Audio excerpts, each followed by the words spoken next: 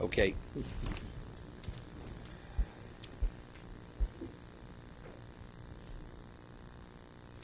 As they say, it's been a long time. As they say, it's been a long time, 2.5 years. Okay. Let's see the Mishnah. The Mishnah on Yud Alfam days, we just began it. Omer ten get zel ishti shtar shichur zel avdi. Person appoints a shliach, and he gives him a get, and he says, "Give this get to my wife. Give this shtar shichur, this writ of emancipation, to my slave, my Eved Kanani." The moment she receives that get, she's divorced. The moment he receives the get shichrur, the writ of emancipation, he's a free man. Meir says in both situations, although the agent already took possession of the document, the get for the woman and the shtar shichrur for the eved, if the owner wants to retract and cancel the agency, that is his right. Divrei Meir. And therefore, even if he should subsequently deliver the get or the shtar shichrur, she's not divorced and he's not emancipated. Even if it's delivered, even to the shliach. He canceled it before. He's not a shlich anymore. Of course, he's not a shlich anymore. Okay, but if the shliach delivers, well, then it's too late. Of course, it's too late, right? Because he's carried out the agency. Chum Omrim, the Chum disagree. They discern, they differentiate between Omrim begitei noshim. They say we concur with Reb Meir by gitei noshim. Avol lo b'shichrei avodim. But if it's shtar shichrur, the moment the agent takes possession on the shtar shichrur for the eved, he's immediately emancipated. Although he was appointed to be a shliach lo locho, he's the agent of the master, but the moment he takes it as the shlich of the master, he becomes the agent of the slave. Why? Because one is able to bring benefit to a person unbeknown to him. So although the slave never appointed the agent, this person, to be his agent to receive the document, the shtar shichrur on his behalf, but since it's a schus, we have a principle of okay? But in terms of a get, a divorce, that's a chov, that's a detriment to the woman. Yes. So therefore, to be the agent of the woman, unbeknown to the woman, you cannot unless she appointed you to be her agent. If she, let's say the woman would say to this person who the husband appoints to be the agent to deliver the get, the moment you get the get from my husband, I want you to be my agent to receive it. If she would verbally say that, she's divorced immediately. Because she appointed him to be the shlich l'kabbalah. To be the one... is always appointed by the husband, not by the wife. No. Mishnah and Kedusha. I think we learned it on a Wednesday, that Mishnah. Okay? Rabbi, isn't the concept of shliach, it's like I put the plug into the outlet. And the moment I take the plug out, doesn't matter what I want, there's no power that's coming into my device. So the moment I cancel the shlichut, where does his power emanate from? Doesn't have power any longer. He doesn't, right? But here we've got a case where No. it still works. No. Let's say case. I'm giving you a case. Husband says, I want you to deliver this get to my wife.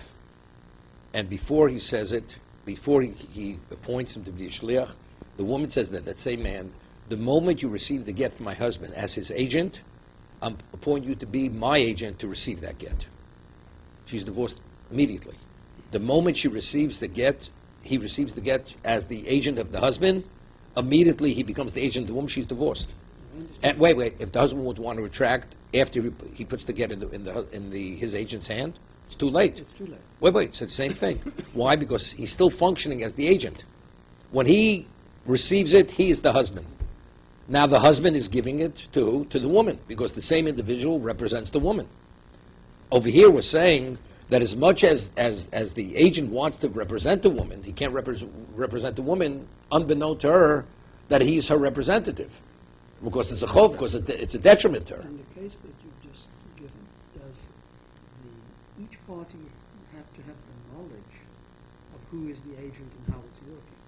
Like when the husband who's putting the get into the hand of this man, his agent, who's simultaneously the agent of the woman. No, she becomes the agent only a moment later.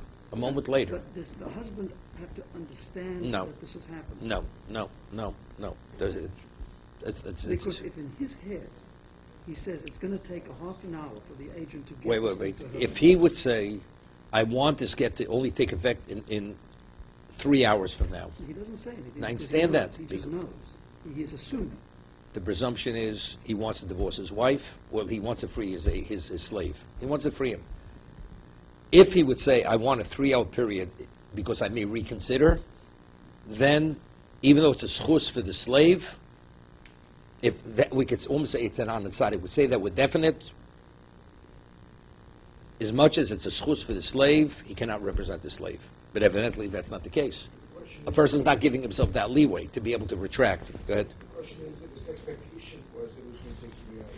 He didn't say it. That was No, I his understand. That's what he's saying. I'm saying, since it's not an anasadi, we can't say with certainty that his expectation, but that the expectation of 3 hours not so he should be able to retract, right? Like Tochidei Dibur, we spoke about the concept of Tochidei Dibur. Chazal gave a person that time frame to be able to retract. To be able to retract. So a person doesn't conclude the intent until that time frame has passed. That's Tochidei Dibur. That's not the case over here. See, but what, I mean, when it comes to the annulment of vows, so a man made a vow and he wants to get this undone, so he comes to The Beis Din. Beis Din, and they ask him a series of questions. Had you known, had this been more clear to you, and he answers in a certain way, and they free him from his vow. Okay, because he hadn't. Wait, just that only proves what we're saying. What is after before the Beis Din? The Gemara says in the Dorim, let's say we could say with certainty, no man would have made a netter in this situation. He doesn't have to go before the Beis Din. Doesn't have to go. That's called a mistaken netter. It's mistaken. He thought it was Reuven, it turned out to be Shimon. Doesn't have to annul that vow. It's only because it's not so obvious. Nevertheless, since he tells the Beis Din, if he would have known, he wouldn't have. That is a basis for annulment. Okay, so I'm going to say here the same thing. Same The thing. man, he basically comes to the Beis Din afterwards and says, I That- wanted but- to free my slave. I assumed it was going to take 3 hours. Wait a second, but that's only by vows. Listen, anything else, unless you verbalize, we say dvarim shelevein dvarim. Anything that you think, unless you verbalize it within a context of ownership or effectiveness, has no value whatsoever. Unless it's an anasadi. Unless we could say with certainty, every person has this in mind, it's the equivalent of not having any value. That's dvarim shelevein dvarim. Now, we have the Gemara in Kedushin. Person sold his property even because he planned to move to Israel. And then afterwards it fell through. Even though we knew he only sold it, but since people sell their properties for other reasons, even though that was his situation, the Gemara refers to that as that's the Ram Shibalev. And the sale is a valid sale because it wasn't a conditional sale. Only on the condition that if I moved to Eretz Yisrael. That's how certain it has to be. And since it's not at that level of certainty of Anansadi, unless he verbalizes, it's considered Dvarim Shebelev. Okay? Rabbi, the situation between a man and a woman who intend to divorce is antagonistic. So how can the shliach be representing the husband and the wife at the same time? They both want to get divorced, so they're both happy. Wait a second. As much as the woman wants to get divorced, unless the woman appoints, since there's a certain negative aspect in terms of the woman that is a certain detriment to her because financially he's not obligated to her any longer the moment she gets divorced, as much as she wants to get out of the marriage, unless she says, I want out regardless, that she made that statement, regardless of the financial loss, I just want out because it's a disaster. So that's the equivalent. She stated her case. Then it would not be a chov. Then it's considered doing something which would be in her best interest. But what's being about, there is a gray area, and the reason why there's a gray area is because financially, he's free from giving her all his financial assistance. Therefore, that causes to be considered chov. Okay, let's go further.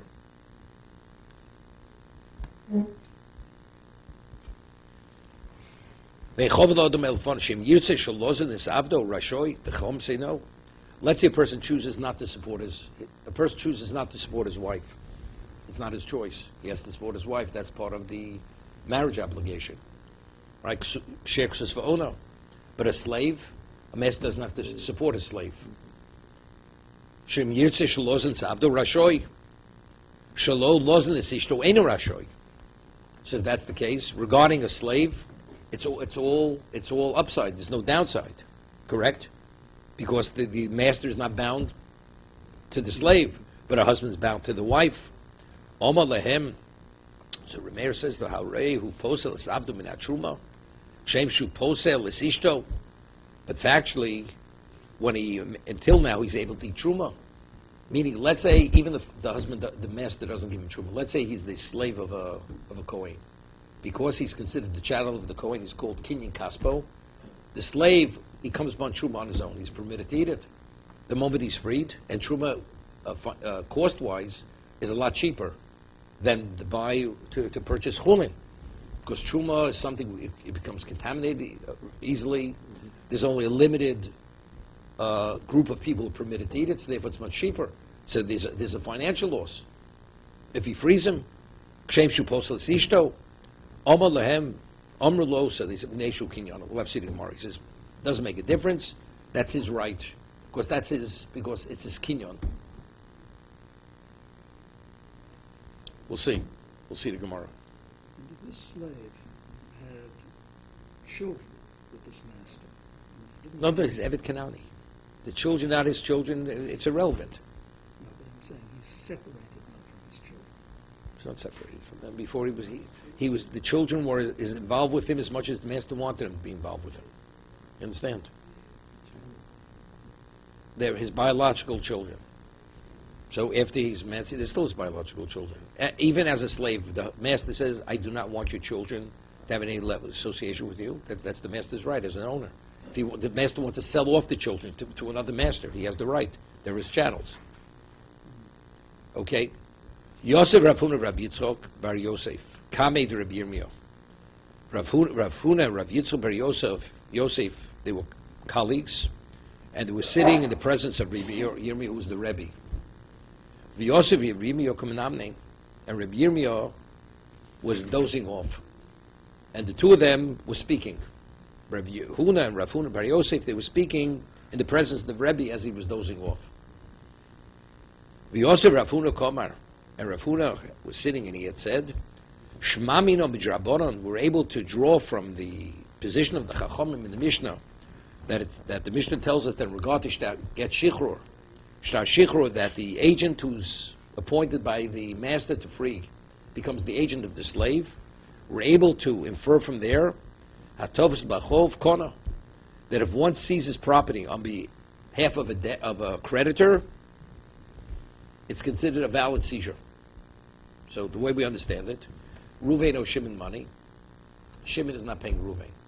We're talking right now, you only have one creditor. And now a third party goes and seizes property from Shimon the debtor on behalf of Ruvain the lender. It's valid. Factually, Shimon owes Ruvain the money.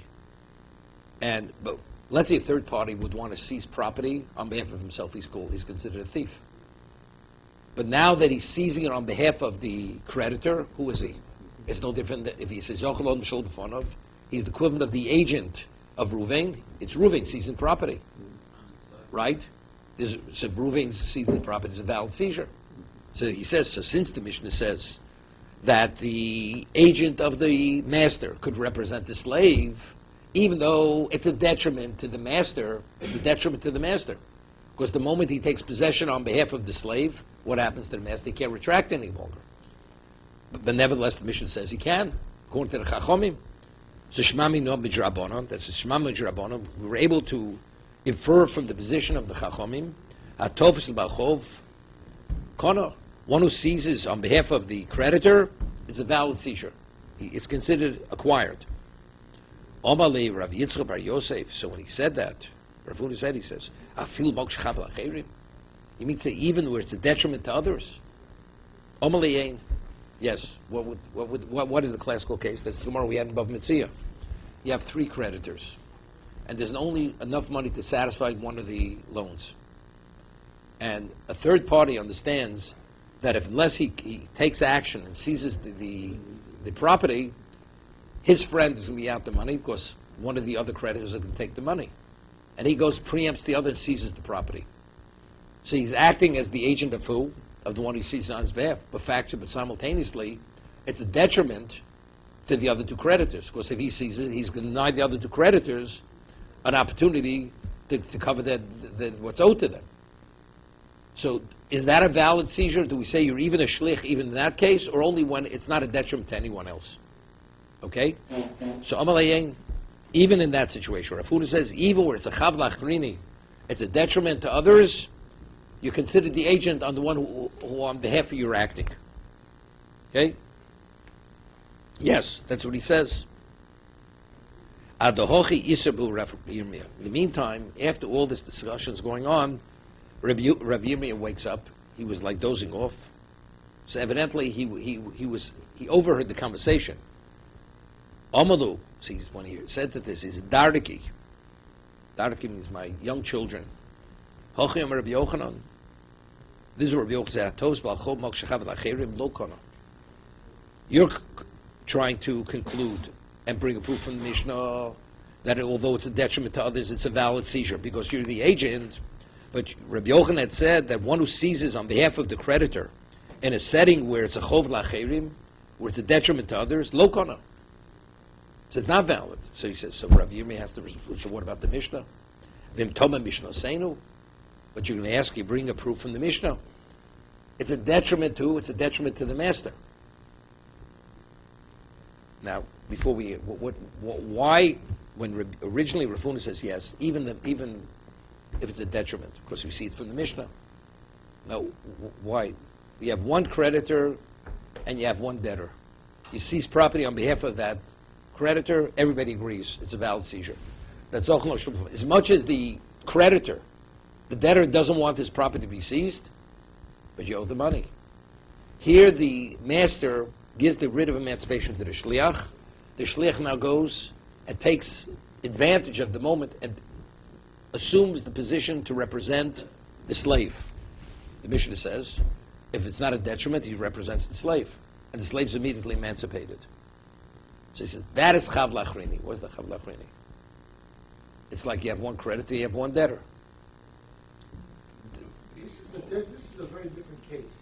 I mean, all he's doing is he's highlighting the differences. When you have multiple creditors, they each have equal claims on the property. Right.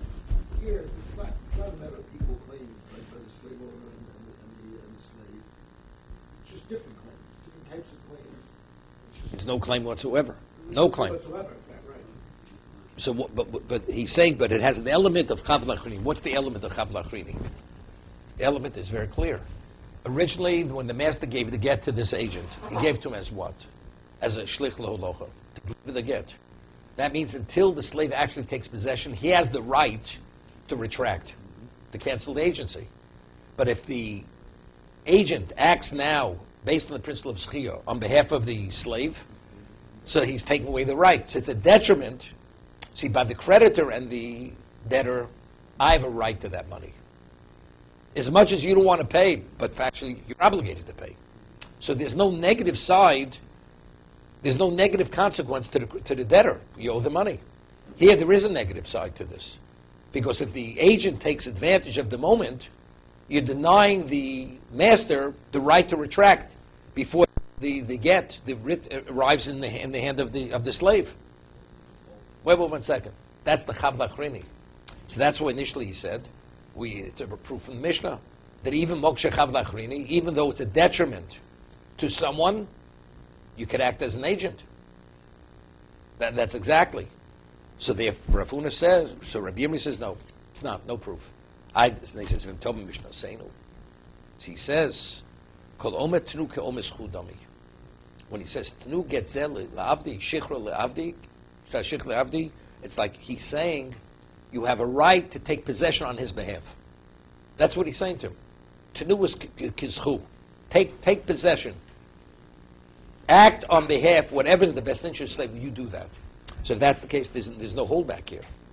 I'm agreeable, you should be, but there's no discussion now. As much as I say, I'm agreeable, But could you represent the slave if it's a chov? Rameir says you can't represent him. That since the slave never appointed you, how do you represent him where it's a detriment to the slave? So Rameir says it's meaningless what the master said. But according to Chachomim, that they say being emancipated is not a chov, because in either way he could cancel it, the financial obligation, he could withhold that. So as long as the master said pain is, he should be zocher, kom is chudami. So if that's the case, he's saying he's relinquishing that right of retraction. So the moment he relinquishes that right, he says it's okay. So it's an ordinary case of what? Of schus. There's a whole b'shalom b'fanov.